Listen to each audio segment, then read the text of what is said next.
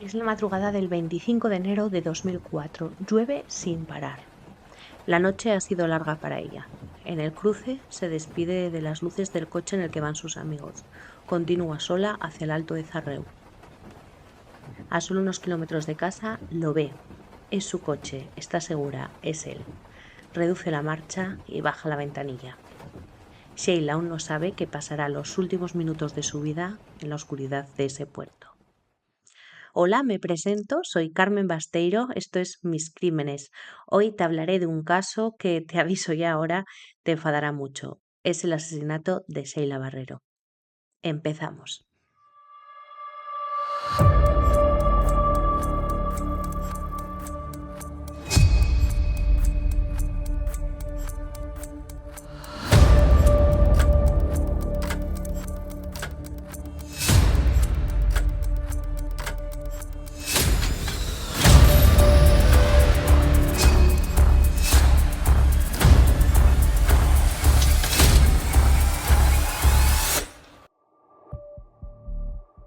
Sheila apareció asesinada en el interior de su coche ese mismo 25 de enero. Fue su hermano Elías el que la encontró recostada en el asiento del conductor. Volveremos aquí más tarde, claro, pero ahora vamos a saber dónde estamos y quién es Sheila. Estamos en el alto del puerto de Zarreu, Cerredo en castellano. Es una zona limítrofe entre Asturias y León, en el norte de España. Un territorio tradicionalmente minero, por si te lo preguntas, hasta la liquidación definitiva del sector del carbón, en el año 2019. Sheila era de Degaña, de la vertiente asturiana de este puerto. La menor de 4 hermanos, 2 chicos y 2 chicas. Era estudiante de turismo, le faltaban solo un par de asignaturas para graduarse. De lunes a viernes trabajaba en una agencia de viajes en Gijón, donde primero había hecho prácticas laborales, y vivía en casa de su hermana mayor. Le gustaba salir con sus amigos, conocer gente, lo normal a los 20 y pocos. Las personas que de verdad conocían a Sheila dicen que era una mujer con las ideas muy claras. Tenía previsto ahorrar todo lo posible para independizarse en cuanto finalizara del todo sus estudios en la universidad. Por eso los viernes y los sábados trabajaba en el pub Joe Team, en Villablino, en la vertiente leonesa del puerto de Zarreu. Desde ahora me referiré al pub únicamente como pub Joe, que es como lo conocían los vecinos de la zona. Todos los viernes Sheila volvía de Gijón a Degaña para pasar el fin de semana con sus padres. Los viernes y los sábados conducía hasta Villablino para trabajar en el pub Joe. Son unos 25 kilómetros de trayecto, lo he mirado en Google Maps. También hacía el viaje de vuelta, obviamente, de madrugada. Vamos a la noche del 24 al 25 de enero de 2004. Como todos los sábados, Sheila llegó a Villablino para trabajar en el pub Joe. Cenó una hamburguesa en el bar Osiris y, según los amigos que la acompañaban esa noche, entró a trabajar en torno a las 12. A las 7, a la hora del cierre, salió ya del pub Joe y fueron todos juntos a tomar otra al pub Way, que seguía abierto. En realidad, abrieron una botella que les había traído Sheila de un viaje que acababa de hacer a República Dominicana. Ella estaba muy cansada y se pidió únicamente una Coca-Cola. Y llegó la hora de volver a casa. Y es aquí donde tengo que contarte dos cosas que suelen pasar desapercibidas cuando recordamos el caso de Sheila, pero que para mí son muy importantes. La primera, no estaba previsto que Sheila volviera esa noche conduciendo su coche por el puerto de Zarreu. Lo había dejado para reparar en un taller de Villablino y ella tenía previsto dormir en casa de su hermano, Elías, que vive en esa misma localidad de León. Sin embargo, en torno a las 4 de la madrugada, el dueño del taller se acercó al pub Joe para entregarle las llaves a Sheila. Ella cambió los planes sobre la marcha y decidió ir a dormir a Degaña con sus padres. La segunda, también muy importante. Sheila hacía todas las noches el recorrido en coche entre Degaña y Villablino y Degaña con una amiga de su pueblo que se llamaba Jennifer. Justo ese fin de semana Jennifer estaba enferma y no la iba a acompañar. Para mí, y esto es ya mi opinión, estos dos datos apuntan a que la persona que asesinó a Sheila conocía esta información y sabía que la encontraría conduciendo sola en el Alto de Zarreu. El caso es que, aunque esta noche no estuviera con su amiga Jennifer, es cierto que dos de sus amigos, apodados Bibi y Sela, la acompañaron hasta su coche y condujeron en caravana parte del trayecto. Ellos, tras unos 5 kilómetros de viaje, se desviaron hacia Leitariegos. Ella siguió en su coche hacia Degaña, ya sola. Estamos ya en la mañana del día 25 de enero. Los padres de Sheila, Elías y Julia no se preocupan porque su hija haya dormido fuera. Como ya te conté, el coche de Sheila estaba en el taller y ella tenía previsto quedarse en casa de su hermano mayor, en Villablino. A su vez, el hermano tampoco se preocupa. Piensa que Sheila pudo liarse un poco más de la cuenta por la noche y que quizás decidiera quedarse a dormir con una amiga. Es mediodía y el hermano de Sheila cruza el puerto de Zarreu con su familia para ir a comer a casa de sus padres. Es cierto que en el Alto ve aparcado un coche como el de Sheila, pero estamos hablando de un modelo muy común, un Peugeot 206, y la verdad es que ni siquiera piensa que pueda ser ella. Es al llegar a casa a Degaña y darse cuenta de que su hermana no está cuando de verdad se preocupa y decide ir al Alto de Zarreu para comprobar que no le haya pasado algo a Sheila. Él piensa que quizás puede haberse sentido mal y haber aparcado el coche allí para esperar que se hiciera de día. Cuando Elías llegó al coche de su hermana, vio que la ventana delantera estaba algo abierta y que ella estaba recostada en el asiento del conductor. Metió la mano por la ventana para moverla, pensando que se había quedado dormida. Aquí yo entiendo que ella estaba mirando hacia el otro lado, es decir, hacia el asiento del acompañante. Elías entonces dio la vuelta al coche para verla mejor y fue cuando se dio cuenta de que no tenía vida. Él declaró en varias ocasiones que este ha sido el peor momento que recuerda. Salió a la carretera para pedir ayuda y justo pasó un compañero de trabajo. Llamaron a la Guardia Civil y también a los padres de Sheila, que llegaron en unos minutos al Alto de Zarreu. La investigación del crimen de Sheila empezó en el mismo momento en el que las patrullas de la Guardia Civil llegaron al Alto del pueblo. Como ya te comenté, Sheila estaba recostada en el asiento del conductor. Apenas llegaba con los pies a los pedales, por lo que una de las primeras hipótesis fue que alguien había movido hacia atrás el asiento. También tenía las manos encima de las rodillas y estaba completamente vestida. Llevaba un abrigo largo negro, chaqueta del mismo color y bufanda blanca, una blusa top anudada al cuello y una minifalda negra. También unos calentadores de lana, no sé si os acordáis de aquella moda horrible de los calentadores en los 2000, pero los llevábamos todas.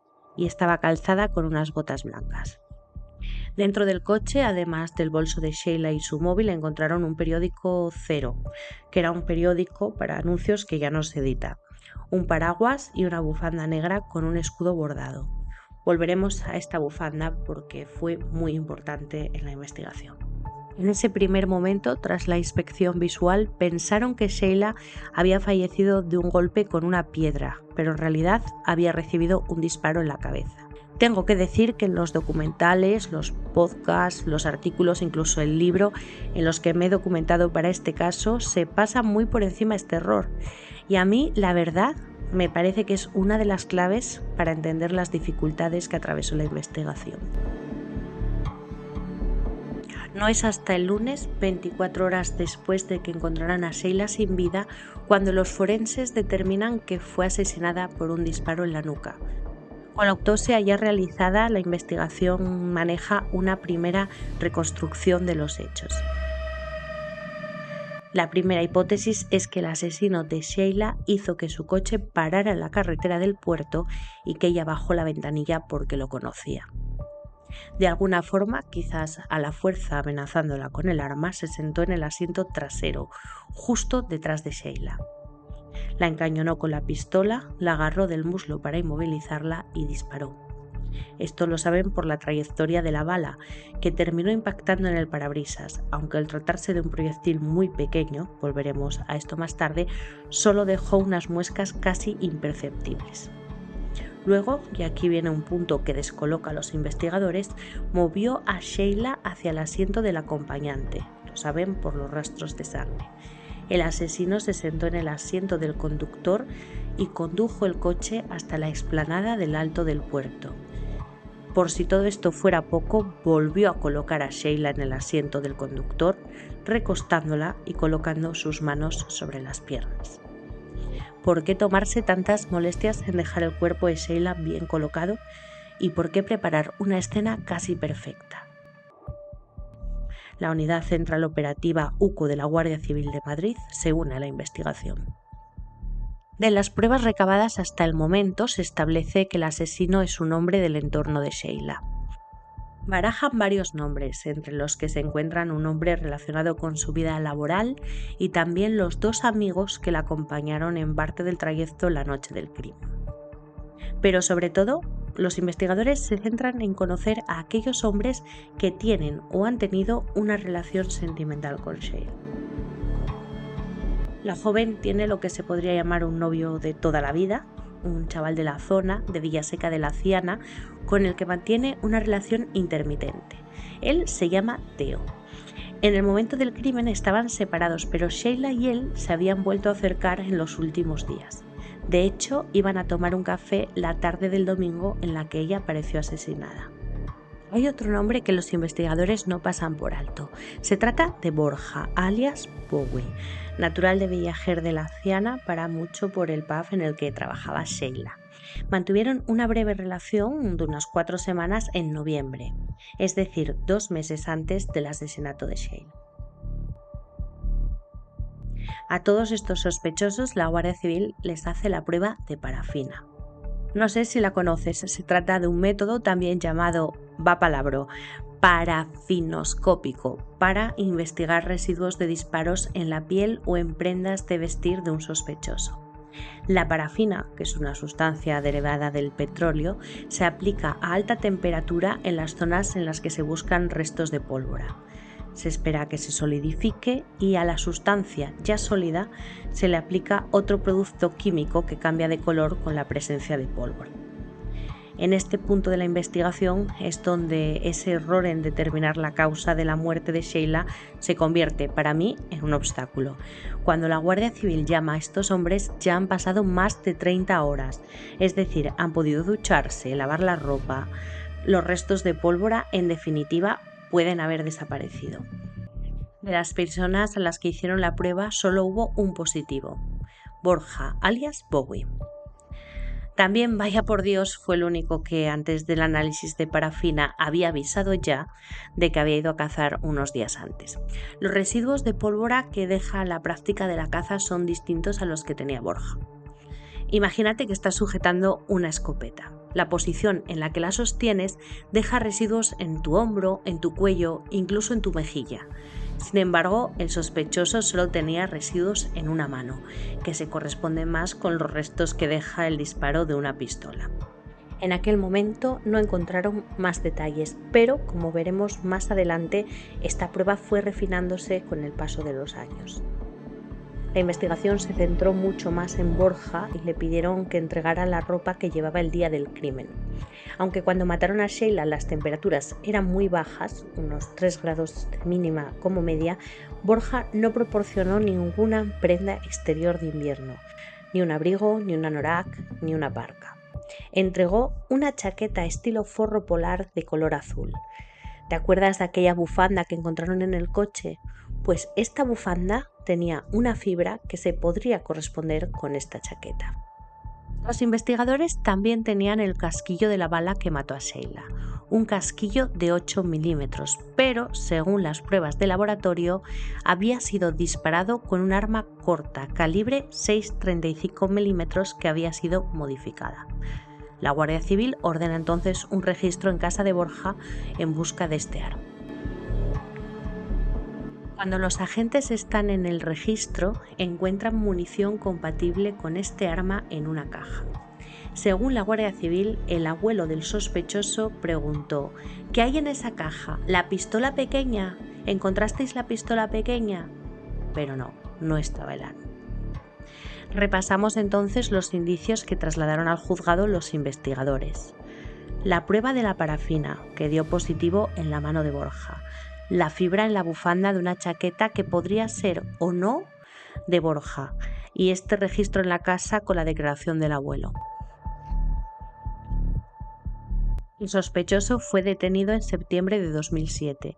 Declaró, acompañado por su abogado, y salió libre unas horas después. Según el sumario al que hace referencia el libro Crímenes sin resolver, de Patricia López y Vicente Garrido, ninguno de estos indicios fue considerado lo suficientemente sólido en el juzgado. Lo primero, cuando se realizó la prueba de parafina, habían transcurrido ya 33 horas, por lo que los restos hallados en la mano del sospechoso podrían ser una transferencia. Además, recordaron desde el juzgado que pueden aparecer restos de pólvora por el uso de mecheros o cerillas, entre otros. Sobre la fibra hallada en la bufanda, sí acepta la autoridad judicial que es compatible con esa chaqueta de Borja, pero podría ser compatible con muchas prendas iguales. Tampoco se considera lo suficientemente sólida la prueba del registro. La investigación llega entonces a vía muerta. Cuenta en un documental el periodista Eduardo García de La Nueva España, que fue mi compañero durante muchos años, hasta que se jubiló, que la dificultad para resolver este crimen fue inesperada. De hecho, en el momento en el que se encontró el cuerpo de Sheila, a priori, los investigadores habían considerado que podría ser relativamente sencillo llegar hasta el culpable. Y es que a la falta de pruebas sólidas se sumó la falta de un móvil. ¿Por qué querría Borja matar a Sheila? Es cierto que su relación fue corta y que ella, según contó su entorno, se había quedado más enganchada que él, que le había llamado y que le habría insistido, pero que él le había dicho que no. También, según testigos, Borja querría volver con una novia que tenía y que vivía fuera, en Barcelona, pero que pasaba las vacaciones en su pueblo. La relación entre Sheila y el sospechoso era tensa. Por ejemplo, él evitaba pedirle a ella las copas en el pub y se las pedía al DJ. Nada tan grave, la verdad.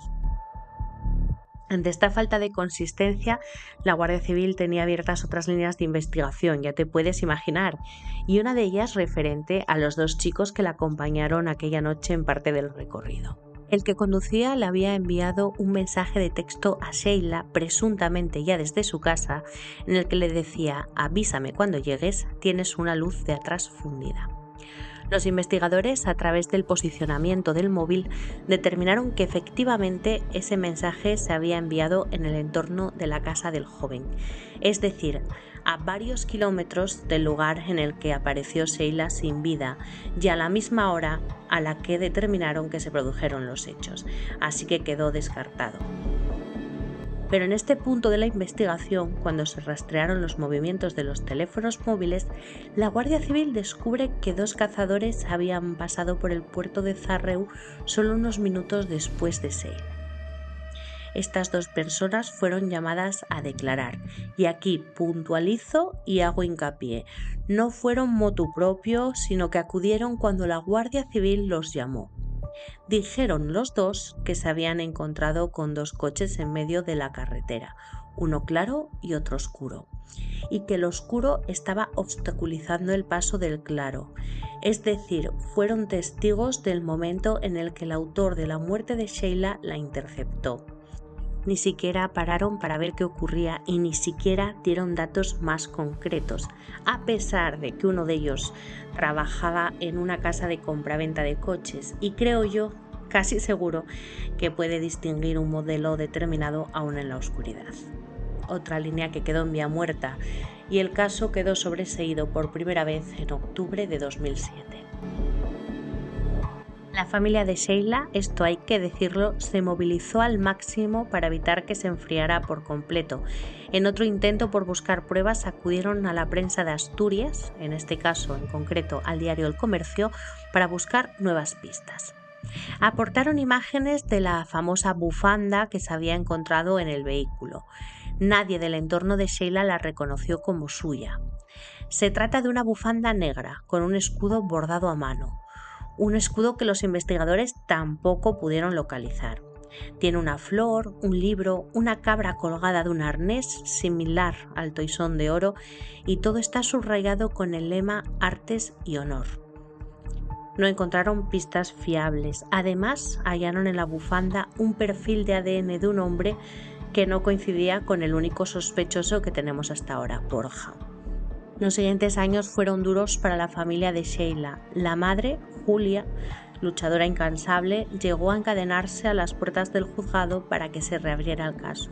Sus hermanos, su hermana, todos acudieron a programas de televisión, atendieron a la prensa, organizaron movilizaciones, todo porque no se olvidara a Sheila.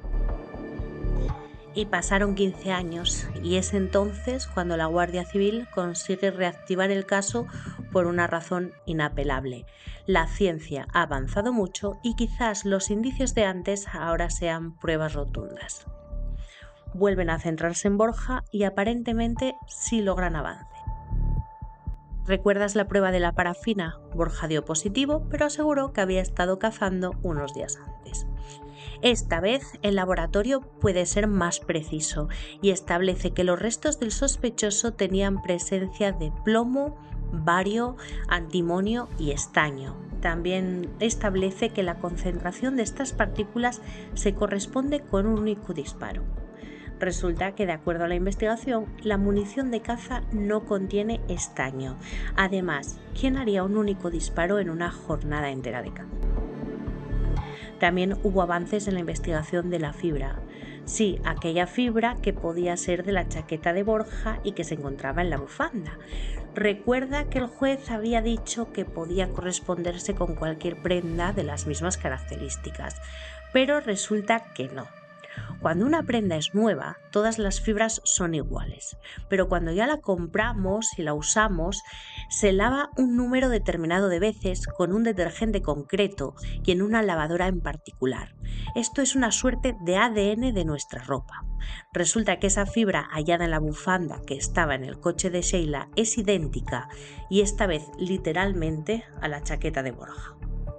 Los investigadores volvieron a interrogar a las personas del entorno, porque no sé si te lo he dicho, que este caso llegó a reunir más de 300 declaraciones. Algunos testigos en esta nueva ronda pusieron en duda la coartada de Borja. Según sus padres, el joven había estado todo el fin de semana en casa, pero la Guardia Civil recogió declaraciones que situaban a los padres de Borja ese fin de semana en concreto practicando golf en La Llorea, en Asturias. Estos nuevos datos dieron esperanza al entorno de Sheila, pero pronto llegó otra vez el silencio. De acuerdo a las declaraciones del entorno de Sheila, la Fiscalía no llegó a escuchar ninguno de los nuevos peritos, tampoco acudió a estos últimos interrogatorios. La Fiscalía, ya te puedes imaginar, salió al paso de estas acusaciones. El Ministerio Fiscal de Asturias afirmó que no existía ninguna prueba, ni siquiera indicios lo suficientemente sólidos para acusar al sospechoso. Recordaron que la prueba de la parafina se había hecho tarde y que el propio Borja había reconocido haber estado con anterioridad en el coche de Sheila. Nada de lo que tenía la Guardia Civil, de acuerdo a Fiscalía, indicaba que Borja fuera el autor del disparo. Hubo revuelo social con este caso. La delegada de Gobierno de Asturias de entonces, Delia Losa, tildó el crimen de deleznable y aseguró que si había nuevas pistas se reabriría el caso. Pero no las hubo. Y como seguro que ya sabes, en España los crímenes no resueltos prescriben en 20 años. El caso de Sheila prescribió el pasado mes de enero. La familia de la víctima, de Sheila, no ha hecho declaraciones desde el cierre de la instrucción. El entorno del principal sospechoso se mantiene en reafirmar su inocencia y aseguran, además, que su vida no es fácil. Se siente señalado e injustamente juzgado por la sociedad, dicen. No sé qué opinas tú de este caso, yo no te lo puedo decir porque no sé si me metería en un lío. Sí te confieso que después de documentarme para este episodio me hago la misma pregunta una y otra vez. ¿La justicia deja de ser garantista cuando hay un culpable en la calle? Hasta aquí mis crímenes hoy. Nos volveremos a escuchar en 15 días, si tú quieres, claro. Recuerda que puedes encontrarme en Spotify, en eBooks y en YouTube. Además, en la caja de información de YouTube te dejo todas las fuentes en las que me he documentado para el episodio de hoy.